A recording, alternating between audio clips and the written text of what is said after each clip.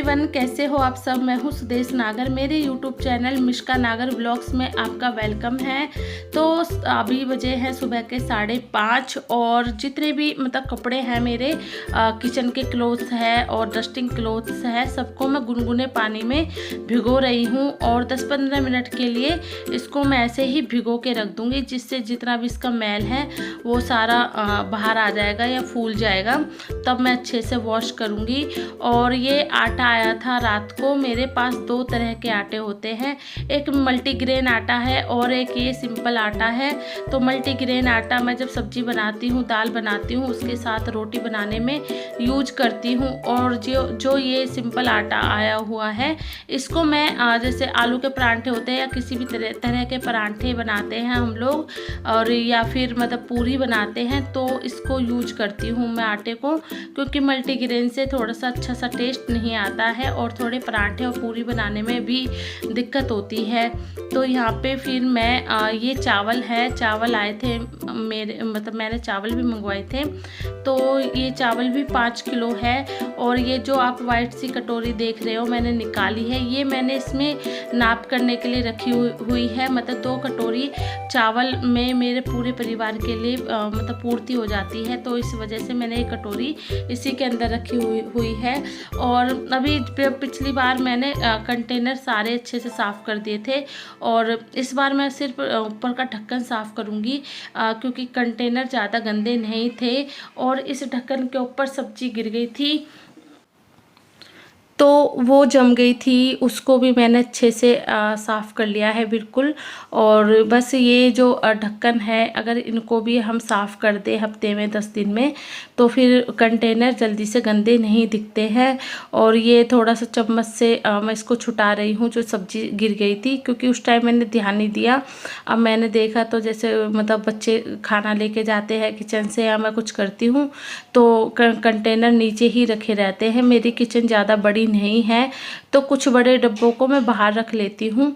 तो बस इसको मैं सूखे कपड़े से पोंछ लूँगी अच्छे से। और सूखे कपड़े से पोंछने से इसका जितना भी पानी है वो निकल जाएगा और अच्छे से फिर ढक्कन हो जाएंगे साफ़। और फिर मैं इसको वहाँ पे लगा दूँगी। और देखिए यहाँ पे मैं सामने ही आटा और जो चावल है उनको रखती हूँ, क्योंकि काफ़ी बड़े कंटेनर हैं मेरे अंदर के किचन में, बहुत सारा सामान है, जगह नहीं होती।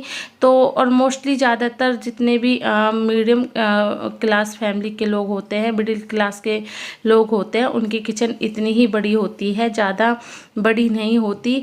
तो यहाँ पे फिर जितने कपड़े मैंने भिगोए थे किचन के और डस्टिंग क्लोथ्स, वो सारे अच्छे से फूल गए हैं। तो इनको मैं अच्छे से हाथ से मसल लूँगी। और कुछ ऐसे कपड़े भी थे जिनको ब्रश की हेल्प से भी रगड़ना था, तो ज़्यादा जैसे कपड़े हो जाते हैं चिकने से, तो उनको फिर मैं ब्रश की हेल्प से भी साफ़ कर दूंगी।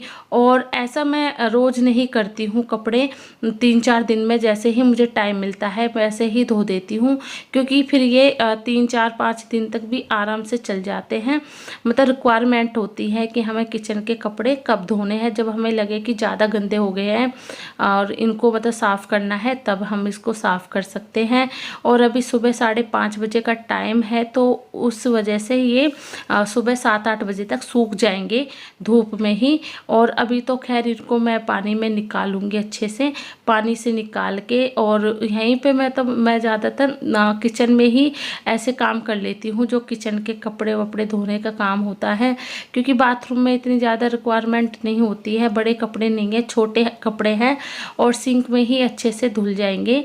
तो इस वजह से, और बस मैं इसको बार बार पानी में से निकाल रही थी कि जब तक ये अच्छे से साफ़ ना हो जाए तब तक मैं इनको ऐसे ही कई बार पानी में निकालूंगी। और ये कई तरह के कपड़े हैं, जैसे कि मैं पंखे वगैरह साफ़ करती हूँ उसके भी हैं और किचन के भी हैं। तो ये 5-6 कपड़े थे छोटे छोटे से, तो बस इनको इसी तरीके से कई बार पानी में निकालना पड़ेगा। उसके बाद फिर मैं किचन की जो टैप है, टंकी है, उसी पर ही इन कपड़ों को रख दूंगी, तो उससे जितना भी इनका एक्स्ट्रा पानी होगा वो निकल जाएगा। और चाहो तो वॉशिंग मशीन में भी सुखा सकते हो, लेकिन ये छोटे से काम के लिए वॉशिंग मशीन का यूज हो ये इतना ज़रूरी नहीं है। और अब बस किचन के थोड़े से बर्तन हैं। ये जो चाय बनी थी सुबह, मैंने मेरे हस्बैंड ने ही पी थी, तो बस अब ये किचन के बर्तन भी मैं साफ़ कर दूँगी। यहाँ पे मैं बना रही थी ओट्स सुबह के लिए, क्योंकि फिर सुबह दोपहर में मैं सब्जी वगैरह बना लूँगी। और ये ओट्स जो है वो हेल्दी भी होते हैं, हल्के भी होते हैं, और मेरे बच्चे और मेरे हस्बैंड भी खा लेते हैं। तो फ़िलहाल अभी मेरे पास मटर गाजर नहीं है, वरना मटर गाजर डाल के और अच्छा टेस्ट आ जाता है। तो अभी फ़िलहाल जो ओट्स है वो बिल्कुल सिंपल ही बनाऊंगी मैं। तेल मैंने रख दिया है गरम होने के लिए। अब इसमें थोड़ा सा मैं जीरा डालूंगी, और फिर इसमें मैंने प्याज पहले ही चॉप कर ली है 3-4। तो छोटी छोटी प्याज थी मेरे पास, तो मतलब छोटी छोटी 3 प्याज ली थी मैंने। और वैसे आप एक ले सकते हो बड़ी प्याज, क्योंकि मैं थोड़ा सिरके के लिए भी प्याज लाई थी, तो बस वही प्याज मैंने फिर यहाँ पे यूज कर ली। और अब यहाँ पे 2 टमाटर हैं, उनको मैं अच्छे से चॉप कर लूँगी। और जब तक मेरी प्याज थोड़ी सी ब्राउन होती है तब तक मैं जो मेरे टमाटर हैं उनको अच्छे से चॉप कर लूँगी। और कभी कभी मैं पहले भी सब्ज़ी वगैरह काट के रख लेती हूँ, सारी तैयारी कर लेती हूँ। लेकिन कभी ऐसा होता है कि मुझे टाइम नहीं मिलता, तो फिर मैं साथ के साथ भी जैसे जैसे मतलब मेरी तेल गरम हो गया तो प्याज चॉप करके डाल दी, प्याज ब्राउन हो गई तो फिर तब तक टमाटर चॉप कर ले, इस तरीके से भी काम कर लेती हूँ मैं। और ओट्स जो है वो अभी मैं ऐसी जो वाइट से डिब्बा है इसी में रखे हुए हैं। तो अभी मेरी प्याज हो गई है ब्राउन, तो फिर मैं इसमें ओट्स डालूंगी सूखे ही, क्योंकि जो ओट्स है वो अभी थोड़े से हल्के से भुन जाएंगे तेल में, तो थोड़ा कच्चापन सा नहीं रहेगा। और ये टेस्टी भी लगते हैं थोड़े से। जब तेल में कोई चीज़ अगर भून जाती है तो अगर वो मतलब फिर बनती है तो बहुत अच्छी लगती है।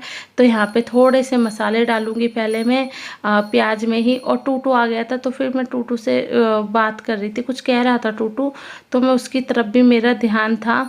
और फिर यहाँ पे मैं डाल रही हूँ मसाले। तो सारे मसाले मैंने डाल दिए हैं, और अब इसको मैं थोड़ा सा चलाऊंगी, और चलाने के बाद फिर अपने ओट्स डाल दूंगी इसमें। तो फिर ओट्स डालने के बाद थोड़ा सा अच्छे से और चलाऊंगी कुछ देर के लिए। और इस कंटेनर को फिर मैंने रख दिया है सिंक में, क्योंकि फिर मैं साथ के साथ जब मेरे बर्तन साफ़ होंगे तो इसको भी मैं धो दूंगी। और फिर जैसे कोई चीज़ और दूसरी खाली होगी तो फिर मैं इसमें आराम से रख दूंगी। तो इस तरीके से मैं करती हूँ। और जैसे ही मेरे ओट्स हल्के से भुन गए तो मैंने इसमें डाल दिए टमाटर।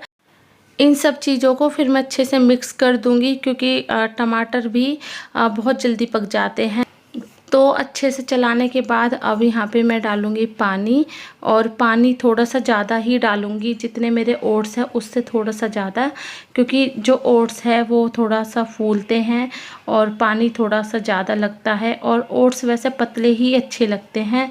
तो बस यहाँ पे मैंने अच्छे से चला दिया है पानी डालने के बाद। और मुझे अभी थोड़ा सा और लगा कि थोड़ा सा और पानी डालना चाहिए, तो उस हिसाब से फिर मैंने यहाँ पे पानी डाल दिया। और अब इसको मैं अच्छे से उबाल लूँगी, और थोड़ी देर में मेरे ओट्स हो जाएंगे तैयार। तो ये देखिए मेरे जो हेल्दी ओट्स हैं वो तैयार हो चुके हैं। तो ब्रेकफास्ट में यही आज खाएंगे।